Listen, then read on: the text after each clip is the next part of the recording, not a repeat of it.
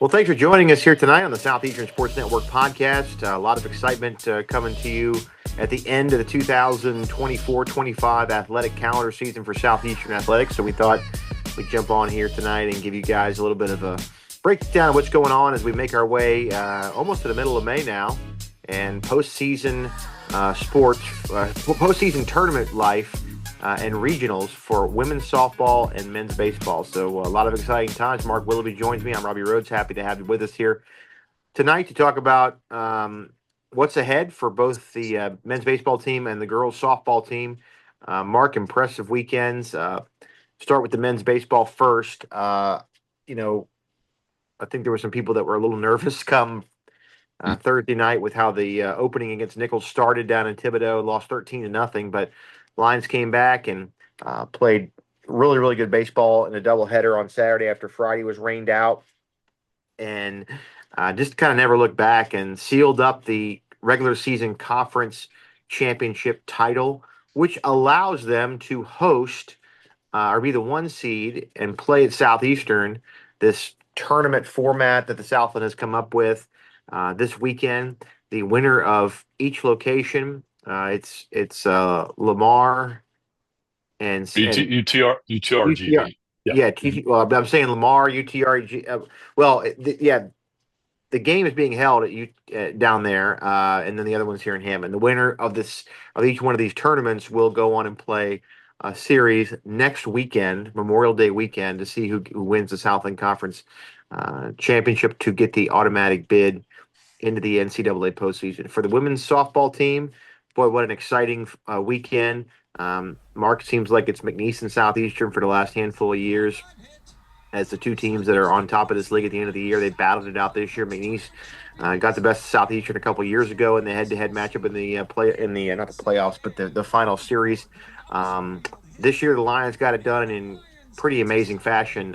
Thought the game was over. Thought McNeese had won the game, but they reviewed it and kind of changed the call, and they're marching on into the NCAA regionals starting here this coming weekend. So, Mark, your take on what you saw this weekend from both these teams as we make our way into an exciting stretch here in May. Well, I've said it before, but Saturday, May 5th or May 10th, 2025 is the date's going to live in probably Southeastern Athletic as we look back on this 10, 15, 20, 25 years. From now, we should anyway, because it's not often you win one championship on a single day, but you win two, albeit one a conference tournament championship, which propelled softball into the NCAA tournament, or a regular season championship, which the men clinched, which means they'll get the, for the conference trophy, they will get the first place points for that and allows them to host in the conference tournament. So yesterday was, again, a date of pride if you're a Southeastern fan. And, going into yesterday, I mean, obviously the women were tied at 1, had a winner-take-all game last night. The men, or baseball on the other side, boy, a lot riding on that, because you come into it, coming down the stretch, you lost, maybe your best hitter who was injured down the stretch. So a little bit of adversity. You're going to Nichols, a program that's had your number the last few years. You're going down there, they pop you, run rule you in that first game, shut you out, and all of a sudden you're staring at playing a doubleheader, and you got to win two to ensure hosting in the conference tournament. Not only that, you're also still trying to stay alive for maybe an outside chance and an at-large bid should you not win the tournament. So a lot riding on that doubleheader that was played yesterday. And I think you mentioned being rained out on Friday, I think really helped Bobby Barbier's team, because it allowed them a chance to kind of refocus, retool, all right, get their bearings and go in and load up, gave their pitching a little bit, another 24 hours to rest the bullpen. And then you had all hands on deck. And then, of course, you win a thriller in the first one, 5-4. And then you come back after that and you're just, really, playing for the championship, but you feel a big weight off your shoulder, and they just poured it on and did what Southeastern teams have done all year. And that's just pound the baseball and won 2 out of 3 over a team they should have beaten 2 out of 3. And of course you get the number 1 seed now and you get a chance to host. And you mentioned 2 4-team pods, the 1 and 2 host at home. And Southeastern's the number 1. They'll take on UNO, who has beaten Southeastern one game this year, beat them on a Friday night in New Orleans. Southeastern came back and won two to take that series 2 out of 3. But then McNeese has beaten you 2 out of 3, and then Northwestern State are the other two in this pod. So it's Texas versus Louisiana. You have all Louisiana teams in the Southeastern pod, all Texas teams in the UTRGV pod. And the Southland Conference this year has been as good as it's ever been. Competitively speaking, you're looking at I think 5 programs in the top 80 in the RPI, so that's not often that happens. And you have 3, maybe 4, or 3 clubs, I think for sure, that have a chance, at least a chance at an at-large bid. Lamar already has 40 wins. UTRGV is the highest ranked in the RPI, and Southeastern has been up there all year. They're in the top 50, 52 with 37 wins. So if Southeastern could get to 40 wins and not win the tournament, does that help their case? Lamar already has 40 wins. If they can get to a championship level, maybe win their pod, and should they lose in the ultimate championship part of it, the 2 out of 3 part, do they get an at-large bid? So there's a lot riding on this conference tournament for everybody, and really the format helps because it allows. But what it does is, does it kill your RPI? If you lose early. In other words, you got better teams playing each other, and then you get a chance for the 2 top teams to play each other and build up some RPI points. So that's kind of the baseball bracket part of it, or tournament part of it. And of course, the women yesterday or last night may be as good a softball game as I've ever watched. It may be the best game played in the country this year. We'll have highlights rolling as we talk about that game, and just the twists and turns and the reviews. There were multiple. I thought the umpiring was great. I think they got most of the calls right. There were so many bang calls that had to go to review, and some of them were upheld. And of course, the big one was overturned, and that was in the bottom of the 7th inning when Southeastern looked to be out at second base originally. Had the dog pile almost by McNeese. They're on the field. They go to review, and the call's overturned. Southeastern had new life, able to punch in the tying run, and of course load the bases and win it on Briley Ford's walk-off. So a lot to talk about, and that's why we're on here tonight. Yeah, we talked about earlier in the day. Interesting looking at this bracket. You have a Texas side and Louisiana side, basically, on the baseball side. And jumping back into that, Mark, real quick. UNO is gonna be a tough out. Northwestern State is, had some really, really good baseball played this year. The Lions handled them pretty nicely when they played back at the beginning of the season. But McNeese is tough. We know Justin Hill. We know what kind of program he runs. And I tell you what, he's got some good pitching, as you would expect, that I think could give the Lions some tough times if they saw them come Saturday, Sunday in the championship of the Hammond location bracket. I think UNO is going to be tough, but I look for the McNeese Arms to give Southeastern the toughest spell here over this weekend. Well, they have the arms to match up with. Southeastern is a left-handed dominant lineup. That's where most of their power is, and obviously Salvaggio is a right-handed hitter, but Licciardi's a right-handed hitter. But most of your bigger bats are left-handed hitters, and McNeese has some left-handed pitching to counteract, and we call it the kryptonite, which can counteract a potent lineup like Southeastern has, which is as dynamic as any Southeastern lineup in recent memory. Obviously, last year, set a record for home runs. Of course, you got to go back to the 1990s when 97, 98, 99, when Southeastern was hitting 80 home runs a year, 83 home runs, and of course that wasn't the case around here for a long time. It was speed and try to win bunt, run, steal bases, and kind of steal runs that way. And of course, Bobby Barbier comes in here, changes the dynamic, and now all of a sudden, this team can flip a game around in a hurry with 1 or 2 swings of the bat, and they've done that this year. And so Southeastern, but the thing about this ball club, Robbie, for me, and the reason why I think they're so good, I think this is the best team in the league. I think I've had a chance to watch everybody, and looking at it from my old hat perspective as a former pro scout, this Southeastern roster has more weapons. They're better in all 3 phases. They have power. They can run when they want to. They defend well when the ball's hit. They catch the ball, fielding a high percentage, and they pitch well. Consistently one of the highest earned run averages in the country. Got a Friday night stalwart and Brendan Stuprich, good arms on the weekend. Some guys coming out of the bullpen. So I think as a team collective, this is the best team in the league. Now, the league's good. UTRGV has a good team. Lamar's outstanding. They can really swing the bat. And, McNeese is good. Been good for a while. And now here's Northwestern State and even HCU kind of hiding out there. They're not bad. And they've flashed this year. Northwestern, kind of the sleeper Those team. are. We went over to Houston, Mark. Those were some tough baseball games. We got out of there winning 2 of 3, but man, it was pitcher's battle, and especially the Friday night game was a good baseball game. I think both pitchers pitched tremendously. So you're right. Anybody can. I mean, I think Lamar is the favorite coming out of that side right now, if you kind of look at it on paper. But well, I mean, it's hard to think, make anybody the favorite over UTRGV at home when they average, 3,000-4,000. Yeah, that's true. That's true. You have to look at that dynamic. I mean, because they are true. home and but I do think Lamar is probably a better team on a neutral site. I think they probably win more. They play 10 times. They probably win 5 or 6 of them at least. But UTRGV is very good. Southeastern caught them at the right time. Kind of blew them out a couple of games, and then UTRGV came back and won the Sunday game. But make no mistake, they're a very good program. They've had some good wins this year. But this is a league that it's hard to sweep anybody anymore. I mean, obviously, we'll look at UIW, Southeastern. I think lost one. I'm not looking at the schedule, but I think they dropped one to UIW. So, I mean, they finished at the bottom of the league.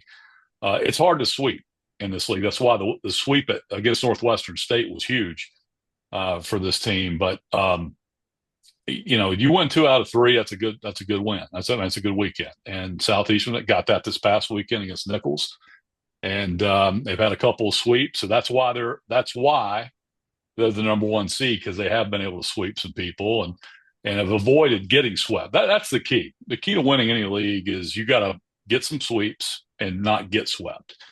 And if you can avoid that, you got a chance to win it, or at least finish in the top couple of seed, or top couple of places, and get a good seed in the tournament.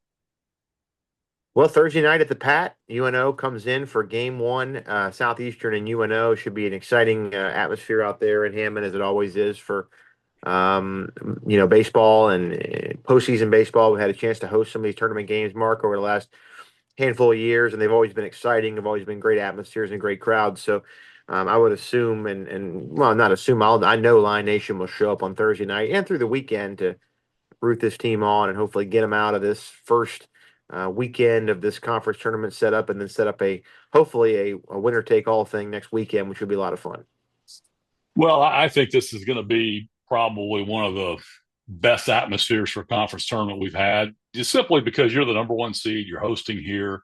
Last year was a little bit different. Obviously some of the other years not quite the same, because your place in the tournament was not. They've been well attended, don't get me wrong, but now you're the number 1 seed. You've got a chance to win your pot and get 2 out of 3 here at home. And I think Hammond America and Lion Nation is going to turn out in force and pack the Pat. There's a lot riding on it, not just winning the tournament, just doing well enough in the tournament to put yourself in position for an at-large. So there's a lot for fans to grab a hold of, and it's been a great year. It's been fun. I've had a chance, of course, the nature of what I'm doing now, it's hard for me to get out there as much as I would like to, but I've had a chance to get out there and see them here lately on the weekend, and it's the atmosphere is second to none. I mean, I know UTRGV right now is leading the conference in attendance, but there's just nothing like a Friday night or a Saturday afternoon at Pat Connealy Diamond. I mean, there just really isn't. I know J.R. Teagues and his staff, and of course, obviously Bobby, and they've created this atmosphere, and this is over many, many years, and it just continues to build and build and build. And Southeastern has a unique baseball fan base, unique to Southeastern. And I mean, there are others that are like it, but not many, and especially in this league. So congrats to all, and looking forward to this week. Yeah, and look, I do think everybody's. You kind of said earlier. I think you hit the nail on the head there. thinking Lamar's the favorite, yeah, but everybody's kind of the same in this league. There's not a huge gap between anybody in this tournament on either side. So it's going to be exciting to watch. And, there'll be other baseball, Mark, that, Southeastern's not playing in at Pat Kenneally that people can go out and watch and check out. And that being the East Northwestern game is going to be a good one for sure. Yeah, no question. I expect both fan bases to travel well. Northwestern is having a little bit of a resurgence. Bobby Barbie had good clubs there, but he's been 2 years removed, and they've gone through some athletic struggles here the last couple of years, especially in football, and basketball's been up and down, and they really haven't had a lot to latch Hear on to about. as an athletic Yeah. program, This, and this baseball team's playing well. So I expect them to travel, and McNeese will bring people, and UNO. I mean, UNO short trip up from New Orleans, and they've had a lot of their issues, from the academic side of it or institutional side, but they're in the conference tournament. They're dangerous. They have bats, and they're not bad. So anything can it's gonna be happen. fun. Absolutely. All right, softball, Mark. Do we know where the ladies are going yet? I didn't Yeah, get going a to Baton chance. Rouge. Yeah, that was Oh, yep. announced earlier. Yeah, earlier tonight. It's one of the things we want to talk about. They're in the Baton Rouge regional, which I think most expected. They'll take on the host LSU, as a team that Southeastern had a chance to win early in the season. Got walked off in the seventh inning, a game they dominated pretty much all the way through. Just couldn't quite hold it. And if you look at Rick Freeman's team, they set a school record with 48 wins this year, but they have three one-run losses to top 10 teams. And they're all teams that they were leading late in the game, couldn't quite hold it. So this is a program that is far away from being a 50-team win and having top 10 skins on the wall. So, and this is a roster that had to rebuild. It had to retool, lost a lot of players from last year, rebuilt this thing, and here they are again, 48 wins. And again, that's why yesterday or last night was, yeah. And again, I know we get lost. It's May, it's almost summer. Kids are getting out of school, and everybody's looking forward to vacation, Labor Day coming up, and all that. But sometimes softball, I think, gets shortchanged a lot. From the fan base, and there's a unique softball fan base as well. It travels well, but I'm not sure a lot of Hammond American, a lot of Lion Nation really understand what we have in Rick Freeman and his softball program. And when you watch them play yesterday, my goodness, is that fun? And the game's fast paced. It's pace of plays quick. They're very talented players. They steal Very like crazy. run like crazy. They hit behind the runner. They play basically old school gas house gang style of baseball. If you compare it to a baseball analogy, hitting behind runners, bunt and run, taking the extra base. Matter of fact, they won last night because they were aggressive on the base paths and stayed that way, stayed true to who they are. And when you had the play that was overturned, that was because she was being aggressive to get to second base and then scores on a base hit. A lot of times would have been a play at the plate, so to tie the game. But it's a fun style of softball. It's just a great product. And, again, they play on a national level. They're capable of playing with anybody in the country. Had 2 wins over Clemson last year in the NCAA tournament, nearly beat the host Alabama in one game. And so it kind of sets the marker of where they are. Now here they are again. They've already played LSU once. So they'll go to Baton Rouge. You also have UConn and Nebraska as the 2 and 3 seed in that bracket or that regional as well. So it's one I think Southeastern's got a chance to go over there and win a game or two. And, if things go their way, maybe end up playing, on Sunday for the championship. We'll see. But again, Rick Freeman, man's got him where he's Yeah, got him, and he's built this they're program. they're kind of baseball's you know football and baseball are the biggest attractions on campus on a consistent basis from a fan perspective. I think baseball could almost be the one of the more hot commodities on campus year in and year out. So you kind of forget softball with it going on side by side. They're up there in North Oak Park, kind of, I won't say hidden away, but they are to some degree, not on campus. So I think people just forget about it. And I haven't been to a softball game in a number of years, but the facility that we have for women's softball is easily the best in the league and easily the best on campus with the field we have, the indoor facility that's on North Campus over there that they can use. The indoor hitting and stuff. It's just it's great. It's a good thing to recruit to, and he's taken advantage of that and done a great job bringing in great players here to Hammond. No doubt. Again, like you said, they have what was the old Hammond High School gym. It's been converted to an indoor facility for them, which nobody else has. You have a turf uh, uh, diamond or softball field. You got a video board. They've done a great job with the grandstands and really taken that over as their own at North Oak Park. And again, it's just built quite a brand here. And it's a shame more people aren't aware of it, honestly. And the more I think about it, of course, we're as guilty as anybody, but uh, just again, what he's done in this program, and he loves being in Hammond. Hopefully, he sticks around. But obviously, you got to think people are going to be ringing his phone with as much winning as he's done. But I know he loves it here, and I know he knows he can win here. So hopefully, he sticks around for a few more years and continues to build this program and make us all proud. But it kind of leads to my next thing, and of course, it's hard to run an athletic department in a mid-major, with the budget and all the constraints. But take your hat off to Jay Artigues. You look at it, Rick Freeman, softball's winning, Bobby Barbier, and baseball's winning. Those are two of his hires. Ayla Gazzardo, who's moved on to McNeese, did a great job with women's basketball. She leaves. He goes out and hires Jeff Dow, who's a very well-respected coach, not only in the Southland Conference, but around the country. And he's available, so he jumps right on it, hires him. David Kiefer's done a good job getting basketball. They're winning, 17, 18 games a year, and hopefully a chance to take that further. Frank Selfo, probably going to be a first ballot Hall of Famer as a Southeastern football coach, 3 playoff trips, got a great club coming back, a chance to be kind of sneaky in the fall. I think they're going to be really good. So overall, the athletic department is doing very well competitively on the field.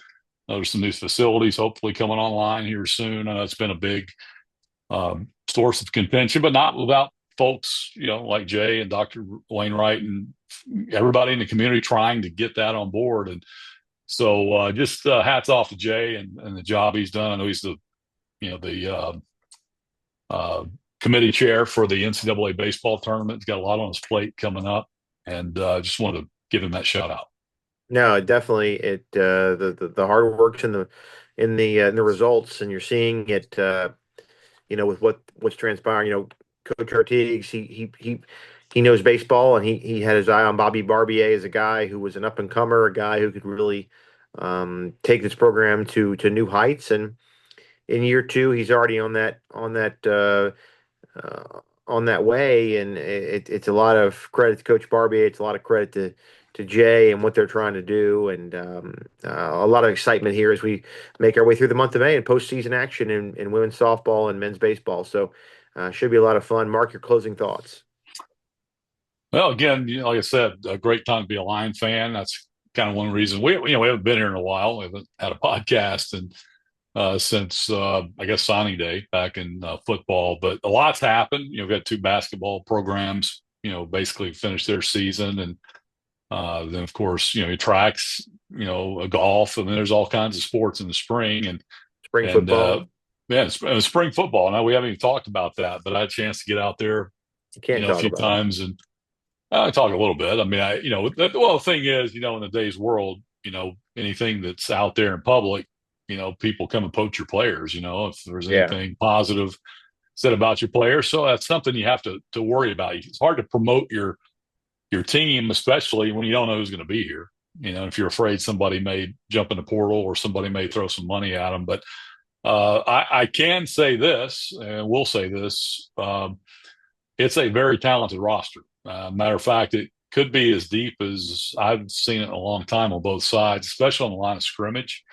There's a lot of athletic players on the back end in the secondary. I think they're upgraded at the skill position, specifically quarterback. And I just think overall this has a chance, especially compared with the schedule. It's a little bit more manageable than last year. It's laid out better. You got a chance to do a lot of damage this year, win a lot of football games, put yourself in position to get back to the playoffs. And I think that ought to be the standard. coming in. Now there's some work to do. Still have to add some pieces. I think they're still out there shopping for a couple of fill spots, but by and large, this is going to be a really good football team. Yeah, there's no doubt about that. And you look at that schedule, Louisiana Tech. I mean, we have not had our chances, but we haven't gotten over the hump of beating an FBS. But I tell you what, Louisiana Tech's a team you can go in there and compete with. Team that's had a bad year last year. I know they probably hit the portal as hard as they can, but we'll see what they have on the docket, and then you have some winnable games. So I'm excited about it. It'll be August before we know it, Mark. Just basically 3 short months away, and we'll be getting ready for the 2025-2026 athletic Yeah, calendar and football season to start off. well, it's never too early to talk about football, but you Uh, mentioned La Tech and opening up with them. You just don't know who's going to be on whose roster. right. We're in May and nobody Yeah. knows exactly what you're going to see. So you like to think that La Tech is in a transition. But hired Sonny Cumby, and they've struggled here the last couple of years. And a lot of times when a school has bad seasons back to back, they go out and load up. They go out and buy what they need, especially now in the portal. So who knows what they're going to have? But you think you got a chance. You've played competitively there a couple of times. Had a chance to win the last time you played up there in 21. Good roster coming back, and you never know. It's opening the season, and but regardless, you got Mississippi Valley, you've got Murray State. Go to LSU. That'll be LSU. You know how that goes, and then the conference lays out for you until you get to the back end when you got the gauntlet at the end, and most of that's on the road. But again, even with all that, this team's got a chance to win 8-9 games, I think. That's it, Mark. It's going to be Or an more. exciting time, and hopefully you can get over that hump and win the league and get in the playoffs this year again in football. We'll keep our eye on men's baseball, women's softball. Wish them the best of luck this weekend as they battle it out in the Southland Conference tournament for baseball and softball on the road and the regional NCAA regionals against LSU and Baton Rouge, UConn, and Nebraska. So it should be a pretty good wrap up. We'll be able to watch the girls, and so hopefully they play great softball and find a way to get a win. And they're a sneaky 4 seed, Mark. I'll tell you that. I don't think anybody wants to see them as a 4 seed in this tournament. Yeah, they're not your traditional 4 seed, and I don't know how many 4 seeds had near misses against top 10 programs, especially 3 of them. And they have the tradition that they've built over the last few years, so they're going to be a thorn, I think. All right. Well, thanks for joining us. We'll keep you up to date. Hopefully, you're back next Monday talking about men's baseball advancing and also softball advancing to the Supers. We'll hopefully have a little bit more as we go through the rest of this month of May. Thanks for joining us on the Southeastern Sports Network podcast. For Mark Willoughby, the voice of the Lions, I'm Robbie Rhodes saying good night, good evening, good afternoon, wherever this is as you're watching us. We'll talk to you next time. Peace.